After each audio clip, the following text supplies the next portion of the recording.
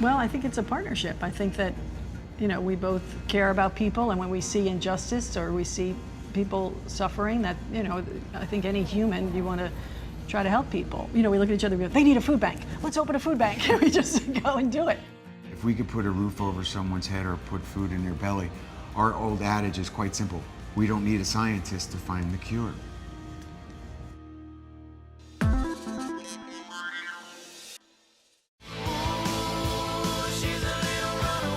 Bon Jovi burst onto the music scene back in 1983 with their breakout hit, Runaway.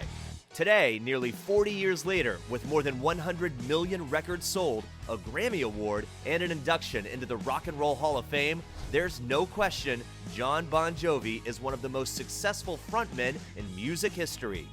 And on October 2nd, his band is releasing their highly anticipated 15th studio album, Bon Jovi 2020. But offstage and out of the studio, the 58-year-old rock star is an equally accomplished humanitarian. Since 2006, Jon and his wife Dorothea have been fighting poverty, homelessness, and hunger through their nonprofit, the JBJ Soul Foundation. Dating back some 15 years, when I started the foundation, it was in Philadelphia, Pennsylvania. And once upon a time, I used to own an arena football team. And the way that we were going to ingratiate ourselves to not only the other sports franchises, but the community, was to be more philanthropic than anyone and everyone. And we started out by being Robin Hood, a little bit here, whatever it took. One night, I was staring out of the window of a hotel room that was owned by my partner. And I'm sitting in this gilded cage, and I look out, and there was a homeless man sleeping on a grate. And I said, that's the focus of our foundation. Because it didn't matter if you were young or old, black or white, Republican or Democrat, Eagle fan or a Giants fan. This could affect anyone at any time. So the Michael Jordan of the issue of homelessness is a nun, a sister of mercy by the name of Sister Mary Scullion. I was introduced to her some 15 years ago, and she's been our mentor. And over the course of the 15 years, we've built approximately 1,000 units of affordable housing for people from coast to coast. And whether it's been high-rise apartment buildings or single-family dwellings, or that we've done housing for kids that age out of Covenant House, or ladies and gentlemen who have had HIV and AIDS in Newark, and there's a 55-unit LGBTQ in Philadelphia. So I mean, we run the gamut from coast to coast with no bias. And the big one is the Walter Reed. Walter Reed privatized. And with Help USA, which is founded by our current governor of New York, Andrew Cuomo, is run by his sister now, Maria Cuomo Cole. We partnered with them and brought in the first 50 plus units for veterans who were homeless. And so we led that charge. We were the biggest private donor to that. While the foundation was originally focused on homelessness, by 2011, Jon and Dorothea were taking on hunger after opening the JBJ Soul Kitchen in Red Bank, New Jersey. We have 3 community restaurants. Our flagship is in Red Bank, New Jersey. The second one was in Toms River, New Jersey, and the third one is on the campus of Rutgers at Newark. Over the years, Dorothea created a model that really just didn't exist anywhere. We serve an in-need and a paying customer. So some people come and they volunteer for their meals, and other people come in and pay, and we ask that they pay a little extra to cover the cost of the in-need diner. And those who are in need volunteer, so it's a feeling of empowerment and inclusion. No surprise, during the pandemic, community restaurants like the JBJ Soul Kitchen are needed now more than ever. Like I said, we serve a paying and an in-need customer, but during the pandemic in the beginning, we didn't want to put anybody in jeopardy, so we stopped having volunteers, and we were only giving to-go meals to the in-need. So then we needed dishwashers and people to help. So, that's where Jon stepped right up and washed dishes every day in pots and pans, and we took care of the community as best we could. It was a throwback to when we opened the kitchen initially. I always enjoyed washing the dishes because I could be in the back and out of the way of anybody who was there for maybe not all the right reasons, for celebrity sightings.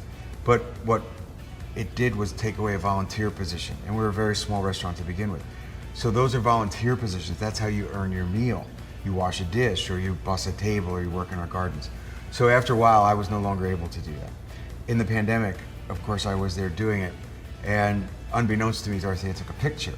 And the purpose of the picture to post was that we were going to put a caption to tell those who were especially in need, we're still here for you.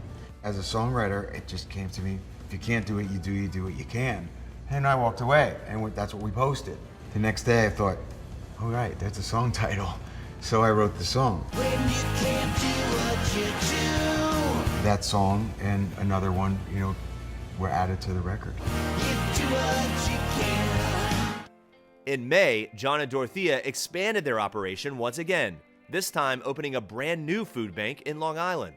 We had heard out in East Hampton that there was a huge spike in demand at the pantries out there, and their closest food bank was over 2 hours away and only delivered once a month. So we spoke with some of the pantries and realized very quickly that what they needed was a food bank. So we reached out to some friends.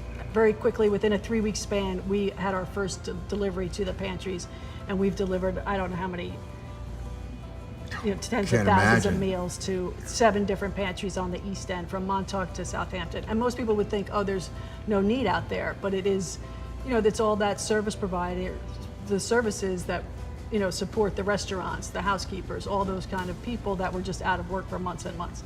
And the season is very short out there for them to work, so they were hit really hard. While we were transitioning into the food bank, which was, an impossible task. It was a 5,000 square foot space. We brought the food in from 3 different providers, wholesalers. We paid for everything, but brought it in from New Jersey. And there we were, schlepping boxes 3 days a week. And it was hard work. This was not like take a can of soup and put it in a shopping bag. This was taking the pallets off the trucks. I can now operate an electric pallet. Yes, she can. Yep. I can work the jack. He's good at the hand jack. Excellent at the hand jack and loading and unloading trucks. It's hard work, but we pulled it off. It's sort of a miracle that what we did, because we shouldn't have been able to do it, and to spot the need, and to spot the pantries in need, and to make sure that it was there weekly, in a pandemic. But never once did we let anyone down, and we're both very, very proud of that.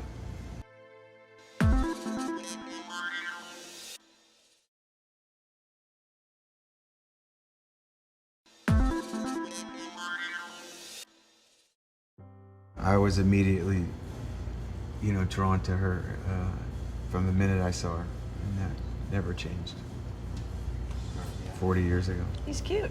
I'm shallow, I'll admit it.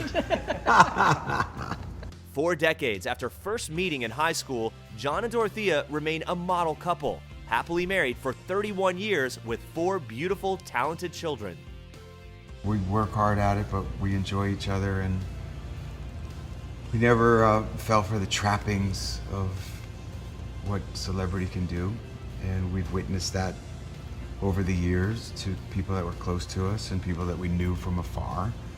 And it's just what I do. It's not who I am.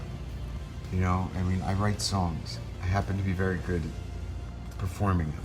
But I think most marriages, it's like, I don't know what the statistics are now, but so many of our friends who aren't celebrities or just normal people, you're just trying to get through your life, and I think if you can grow together and have the same kind of values and, and respect for each other, then I think that you can certainly survive it. But I think if people don't, respect each other, or they grow apart, it happens.